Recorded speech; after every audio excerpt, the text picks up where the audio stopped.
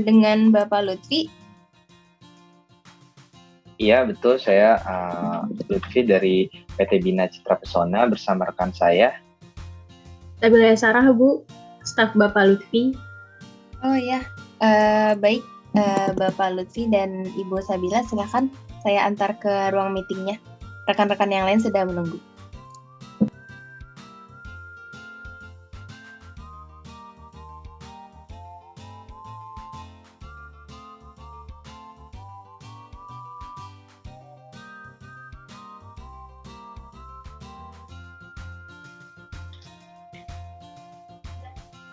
Baik, karena Bapak Lutfi dan Ibu Sabila dari pihak perusahaan sudah hadir, mungkin bisa kita mulai saja. Selamat siang rekan sekalian. Sebelumnya perkenalkan, kami dari KAP Dr. Andes Susilo & Saya Vita Namira selaku Senior Auditor KAP Dr. Andes Susilo & Kemudian saat ini saya bersama dua orang rekan saya. Silahkan Najwa dan Zalfa untuk memperkenalkan diri masing-masing. Baik. Perkenalkan Bapak Lutfi dan Ibu Sabila, selamat siang. Saya Najwa Amira selaku Junior Auditor dari KAP Dr. Andes Susilo & Co. Baik Ibu Bapak, perkenalkan saya Zalfa Salsabila selaku Junior Auditor KAP Dr. Andes Susilo & Co. Baik, karena agar diskusi kita dapat berjalan dengan baik, Bapak Lutfi sekiranya dapat berkenan untuk memperkenalkan diri kembali. Silakan Pak Lutfi. Terima kasih atas perkenalannya Ibu Vita dan juga rekan-rekan kalian. Seperti yang saya perkenalkan sebelumnya, saya Lutfi Alfiansa selaku Direktur Akuntansi dari PT Bina Citra Pesona. Saat ini saya ditemani dengan staf saya, yaitu akan perkenalkan diri. Iya, terima kasih waktunya Ibu Vita dan rekan. Perkenalkan, nama saya Sabila Sarah. Saat ini saya bekerja di PT Bina Citra Pesona sebagai staf bagian akuntansi. Baik, terima kasih sekali lagi untuk Ibu Vita dan juga rekan-rekan sekalian sudah meluangkan waktunya untuk datang ke meeting perencanaan audit kali ini. Seperti yang tertulis pada email sebelumnya, kami dari PT Bina Citra Pesona bermaksud menunjuk KAP Dr. Andes Susilo & Co. untuk melaksanakan pemeriksaan terhadap laporan keuangan kami pada tahun 2005. Sebelumnya, apa ada yang ingin Ibu sekalian tanyakan terkait perusahaan kami? Iya Pak, jadi sebelum kami memutuskan untuk menerima perikatan audit, tentu kami perlu mengetahui terlebih dahulu bagaimana latar belakang perusahaan Bapak. Mungkin bisa dijelaskan secara singkat Pak? Baik, saya akan menjelaskan secara singkat dari perusahaan kami. PT Bina Citra Pesona sendiri adalah sebuah perusahaan penyalur parfum dan alat kecantikan yang didirikan di Yogyakarta pada tanggal 21 April tahun 1989. Saat ini perusahaan menangani distribusi berbagai macam produk seperti fruit scented creams, lotions, oil, colognes, dan spray parfum. Perusahaan membeli produk-produk tersebut dalam jumlah besar langsung dari produsen di berbagai lokasi. Produk ini kemudian dikemas ulang dan didistribusikan ke pedagang eceran atau toko-toko di seluruh wilayah di Yogyakarta dan Jawa Tengah. Perusahaan mula-mula terbentuk oleh persekutuan dengan dua orang partner, yaitu Johan Munawar dan Leli Luntungan, yang keduanya pernah menjabat sebagai manajer produksi dan salesperson di perusahaan kosmetik yang cukup terkenal. Dengan mempertimbangkan bahwa perusahaan penyalur semacam ini mempunyai peranan yang cukup penting bagi toko-toko atau pedagang eceran yang lebih kecil yang tidak mampu memperoleh potongan atau diskon dari perusahaan manufaktur yang lebih besar atau produsen, Johan dan Leli mendirikan persekutuan pada tahun 1989. Pada tahun 2005, PT Bina Citra Pesona memiliki aset sebanyak sekitar 5,9 miliar, kewajiban sebanyak 1,5 miliar, dan ekuitas sebanyak 4,4 miliar yang didapat dari laporan keuangan tahun 2005. Pada kelompok liabilitas terdapat beberapa akun terkait seperti pencatatan gaji, utang beban, dan beban dibayar di muka. Ketiga akun tersebut perlu diaudit dengan tujuan memenuhi persyaratan bagi PT Bina Citra Pesona mengajukan pinjaman uang dari bank. Diperlukan adanya satu set laporan keuangan yang telah diaudit untuk memperoleh pendapatan wajar tanpa syarat atau unqualified opinion. Oleh karena itu, kami dari PT Bina Citra Pesona sendiri menunjuk pihak auditor dari Kantor Akuntan Publik Dr. Andes Susilo & Co. untuk melaksanakan pemeriksaan terhadap laporan keuangan PT Bina Citra Pesona. Ya, demikian secara singkat mengenai sejarah perusahaan kami. Seperti yang sudah disebutkan oleh rekan saya, di sini tujuan kami untuk mengaudit laporan keuangan kami untuk memenuhi pinjaman uang dari bank sebagai tambahan modal kerja kami. Kami memerlukan satu set laporan keuangan yang telah diaudit dengan memperoleh pendapat wajar tanpa syarat atau unqualified opinion. Sekiranya apakah pelaksanaan pengujian audit ini akan berlangsung lama? Jadi untuk proses pelaksanaan audit dapat ditentukan waktunya Pak, namun tetap akan dipengaruhi dengan temuan audit nantinya. Jika boleh tahu, berarti perusahaan Bapak ini belum pernah diaudit oleh KAP sebelumnya ya? Betul, Ibu. Wah, padahal audit laporan keuangan ini tidak cuma untuk syarat pinjaman doang, Bu, Pak. Betul itu. Jadi audit ini sangat penting dilakukan untuk sebuah perusahaan dengan tujuan untuk penilaian atau pemeriksaan kebenaran atas semua transaksi yang telah dibuat oleh perusahaan yang dilakukan oleh pihak ketiga atau pihak luar perusahaan yang bersifat independen dan tidak memihak siapapun dalam perusahaan tersebut. Nah, selain itu, Pak, Bu, tanpa dilakukannya audit terhadap laporan keuangan dapat menimbulkan kemungkinan adanya kesalahan dan penyimpangan yang contohnya seperti kesalahan perhitungan, adanya kekurangan kelengkapan data, dan lain sebagainya. Baik Bu, oleh karena itu perusahaan kami memutuskan untuk melakukan audit. Kemungkinan ini awal dari kami untuk konsisten melakukan audit terhadap laporan keuangan perusahaan kami. Ya, betul. Jadi bagaimana dari pihak KAP Dr. Andes Susilo & Co, apakah bersedia menerima permintaan audit untuk perusahaan kami, yaitu PT Bina Citra Pesona? Baik, dari perusahaan kami bersedia untuk menerima permintaan audit dari PT Bina Citra Pesona, Pak. Oke, baik, terima kasih kepada Ibu Vita dan juga rekan-rekan. Kami tunggu kabar baiknya ya. Terima kasih atas waktunya. Pak. Ya, Terima kasih. Terima kasih Pak.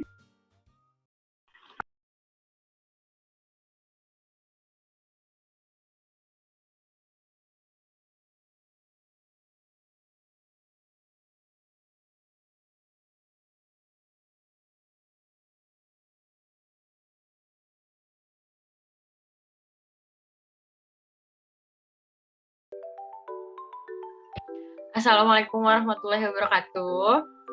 Waalaikumsalam. Waalaikumsalam warahmatullahi Warahmatullahi wabarakatuh. wabarakatuh. Selamat datang Bapak Ibu sekalian. Hari ini kita akan melakukan pembahasan audit ditemani dengan alam yang indah. Semoga hari ini nggak hujan ya Bapak Ibu.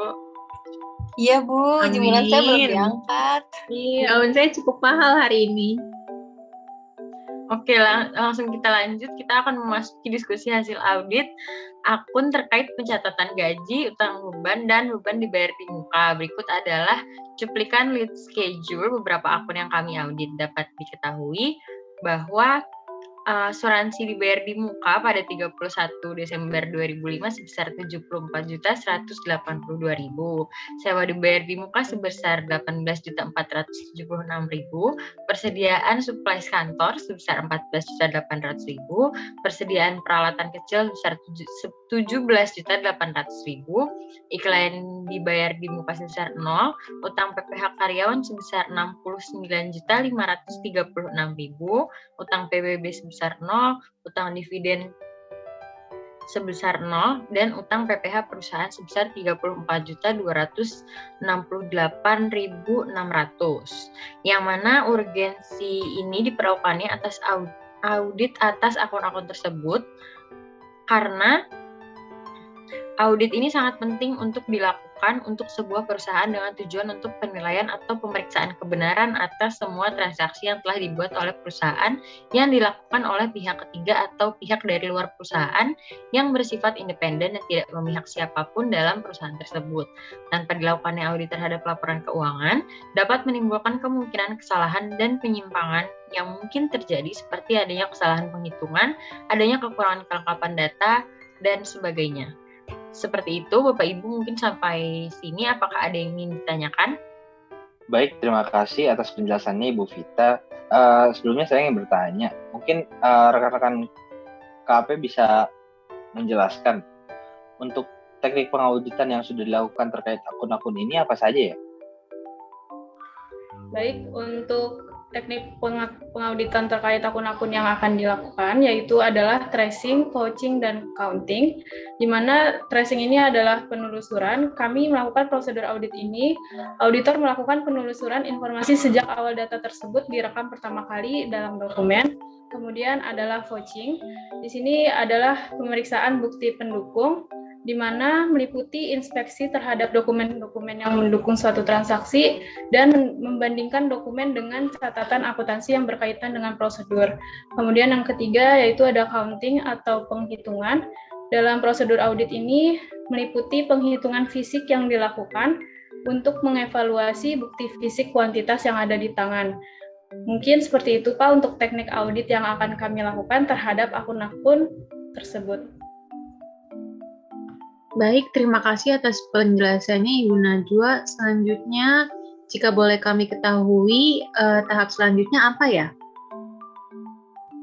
Baik, untuk tahap selanjutnya akan dijelaskan oleh kedua rekan saya, yaitu Najwa dan Zalfa. Silakan Najwa dan Zalfa. Baik Ibu Vita, terima kasih atas kesempatannya.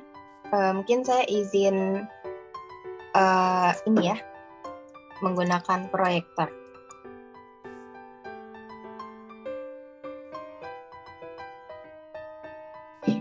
Baik, jadi yang pertama itu ada kertas kerja H1, kami beri kode H1. Ini merupakan kertas kerja utang pajak penghasilan karyawan per 31 Desember 2005. Kertas kerja ini dibuat oleh perusahaan Bapak dan Ibu, yaitu PT Bina Citra Pesona. Di sini kami melakukan audit pada nominal-nominalnya, dan sudah kami temukan bahwa untuk perhitungan yang ada di kertas kerja ini sudah benar. Kemudian yang kedua itu ada kertas kerja hutang gaji dan upah per 31 Desember 2005. Untuk kertas kerja ini kami beri kode H2, di mana terlihat di kertas kerja ini ada nominal gaji dibayar bulanan dan gaji harian. Kedua data ini kami dapatkan dari daftar gaji kotor karyawan PT BCP, dan ada catatan yang kami dapatkan juga bahwa untuk minggu yang berakhir 27 Desember 2005 untuk upah karyawan 14 karyawan harian lepas yang pada akhir tahun adalah sebesar 7.270 yang tertera pada kertas kerja. Kemudian dari kertas kerja ini juga kami menghitung berapa PPh untuk bulan tersebut. Untuk tarif PPh-nya sebesar 15%. Kemudian kami hitung total keseluruhannya. Ditemukan bahwa PPh yang ditanggung perusahaan BCP itu sebesar 8.250.000. Kemudian PPh yang dipotong pegawai sebesar 3.768.000. Nah, dari data ini kemudian kami buatkan ayat jurnal penyesuaiannya, dan ditemukan bahwa akun hutang PPh karyawan dan hutang gaji dan upah itu membutuhkan penyesuaian seperti itu. Maka nilai nominal ini kami masukkan ke lead schedule agar nanti akunnya itu bisa disesuaikan. Kemudian selanjutnya itu ada kertas kerja dengan kode H3. Ini merupakan kertas kerja hutang dividen. Di kertas kerja ini kami telah membuat pertama itu ada saldo awal tahun 2005 yang kami ambil dari saldo per 31 Desember 2004. Kemudian kami dapatkan juga nominal tambahan dividen dan pembayaran dividen pada tahun 2005, yang mana nominal ini kami dapatkan dari notulen rapat Dewan Komisaris. Ini merupakan rapat pada tanggal 2 Desember 2005. Kemudian dari semua dokumen tersebut kami hitung total hutang dividen pada tanggal per 31 Desember 2005, yaitu sebesar 31.450.000, yang mana nominal ini sudah sesuai dengan lead schedule PT BCP. Kemudian selanjutnya itu ada kertas kerja dengan kode H4. Ini merupakan kertas kerja untuk mengaudit hutang pajak bumi bangunan. Untuk struktur kertas kerjanya juga sama, ada saldo awal, kemudian tambahan dan pembayaran PBB pada tahun 2005.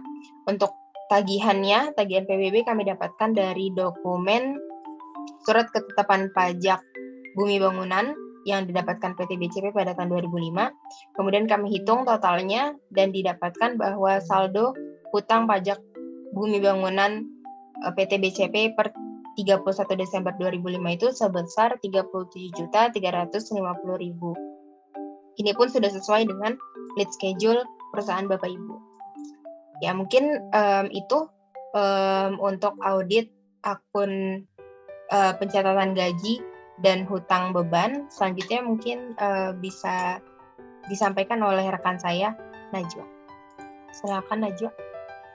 Baik, di sini saya akan menjelaskan kertas kerja beserta AJP yang diperlukan pada akun beban dibayar di muka. Jadi yang pertama itu ada bukti audit atas akun beban dibayar di muka. Untuk mendukung prosedur audit yang akan dilakukan, kami melakukan pemeriksaan fisik dan dokumen atas akun-akun yang berkaitan dengan beban dibayar di muka. Berikut ada bukti audit yang telah terdokumentasikan. Yang pertama itu ada voucher-voucher atas akun beban dibayar di muka yang ditampilkan pada tabel 6 PT Bina Citra Pesona. Kemudian yang kedua, bukti audit yang kedua yaitu surat perjanjian kontrak sewa peralatan dengan PT Firman Jaya Utama. Di surat perjanjian kontrak sewa peralatan itu berisi yang pertama jangka waktu kontrak 20 tahun, kemudian yang kedua pembayaran dilakukan dalam jumlah yang sama setiap tahun yaitu sebesar 31.952.000 mulai tanggal 1 Juli 2005. Selanjutnya ada kertas kerja audit atas akun beban dibayar di muka.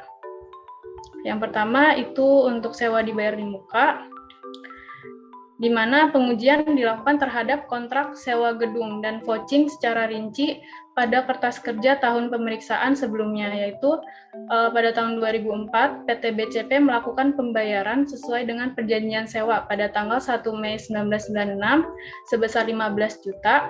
Kemudian di tahun 2004 terdapat perhitungan amortisasi atas gedung, yaitu perhitungannya adalah 8/24 dikali 15 juta. Atas pembayaran tersebut didapatkan amortisasi 2004 yaitu sebesar 5 juta. Kemudian untuk tahun 2005 amortisasinya 12/24 dikali 15 juta. Didapatkan amortisasi 2005 yaitu 7.500.000. Kemudian untuk saldo per akhir 31 Desember 2005 yaitu dari 15 juta dikurang 7.500 dikurang 5 juta didapatkan saldo sewa di muka atas gudang per 31 Desember 2005 yaitu 2.500.000. Kemudian sebagai tambahan perusahaan telah membayar sejumlah 31.952.000 dengan nomor voucher 72 untuk sewa peralatan. Berdasarkan akun sewa dibayar di muka, kami mendokumentasikannya pada kertas kerja pemeriksaan D3 sebagai berikut. Di kertas kerja D3 ini saldo awal tahun 2004 yaitu 10 juta. Kemudian di sini ada penambahan atas voucher nomor 7/02 sebesar 31.952. Kemudian terdapat beban sewa atau pengurangan atas sewa gudang 12 bulan sebesar 7.500.000 dan sewa peralatan sebesar 15.976. Di sini didapatkan untuk saldo per audit pada akhir 31 Desember 2005 yaitu 18.476.000. Kemudian yang kedua itu akun persediaan supplies. Di PT Bina Citra Pesona ini mencatat pembelian supplies kantor dan peralatan kecil di rekening persediaan supplies dan persediaan peralatan kecil. Dari hasil pengamatan yang telah dilakukan pada tanggal 1 Januari menunjukkan hasil stok opnam sebesar 14.800.000 dan terdapat selisih 23.250.000 atas akun beban supplies kantor yang sudah sesuai dengan working trial balance PT Bina Citra Pesona sebagai berikut. Kemudian, berdasarkan bukti voucher dan hasil stok opnam yang telah dilakukan oleh kami mendokumentasikan akun persediaan supplies ini pada kertas kerja pemeriksaan D4. Untuk kertas kerja D4 ini, saldo awal di tahun 2004 yaitu 12.250.000, kemudian terdapat penambahan atas akun persediaan supplies pada voucher nomor 3-16, voucher 5-20, voucher 9-15, dan voucher 11-15. Kemudian dari penambahan tersebut diakumulasikan sebesar 25.800.000.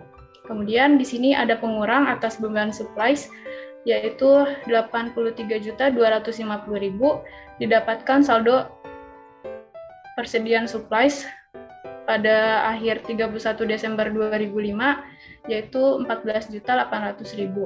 Kemudian yang ketiga yaitu peralatan kecil. Kami memperoleh informasi bahwa persediaan peralatan kecil menunjukkan hasil stok opnam sebesar 17.800 dan terdapat selisih nominal sebesar 12.220.000 atas akun peralatan kecil yang sudah sesuai dengan working trial balance dari PT Bina Citra Pesona. Berdasarkan bukti voucher dan hasil stok opnam yang telah dilakukan, kami mendokumentasikan akun peralatan kecil ini pada kertas kerja pemeriksaan D5.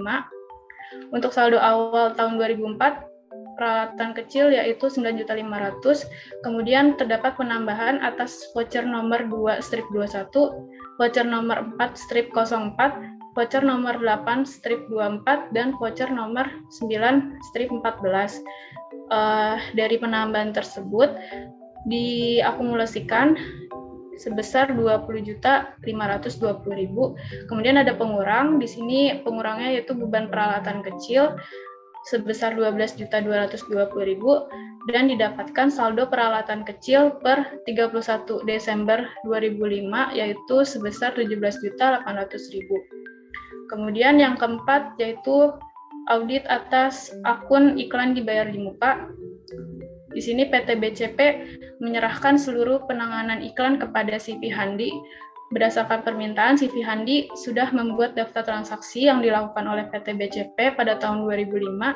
Konfirmasi ini dimasukkan ke dalam kertas kerja dengan kode D8. Kemudian berdasarkan bukti voucher dan transaksi iklan yang dilakukan oleh CV Handi, kami mendokumentasikan akun iklan dibayar di muka pada kertas kerja D7, yaitu dengan saldo awal iklan dibayar di muka tidak ada strip. Kemudian ada penambahan untuk voucher nomor 1-03, untuk voucher nomor 4-20, untuk voucher nomor 9-13, dan untuk voucher nomor 11-13 diakumulasikan yaitu sebesar 57.740.000. Dan ada beban iklan berdasarkan dari daftar transaksi iklan CV Handi, yaitu untuk voucher nomor 1-03 1.940.000, untuk voucher nomor 4-20 9.400.000, voucher nomor 9-13 10.200.000. 10.200.000 didapatkan dari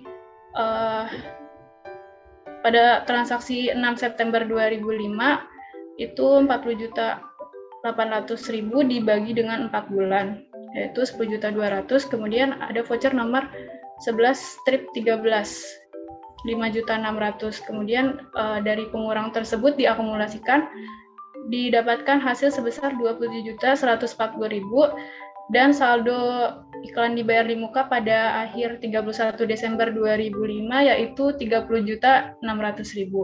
Kemudian untuk temuan atas akun beban dibayar di muka, total iklan beban dibayar di muka tidak sesuai dengan temuan audit sehingga diperlukan ayat jurnal penyesuaian. Jadi ayat jurnal penyesuaian untuk akun iklan dibayar di muka yaitu sebesar 30.600.000, iklan dibayar di muka di debit dan beban iklan di kredit sebesar 30.600.000. Mungkin itu saja pemaparan dari hasil audit atas beban dibayar di muka. Untuk selanjutnya saya kembalikan kepada Vita Namira.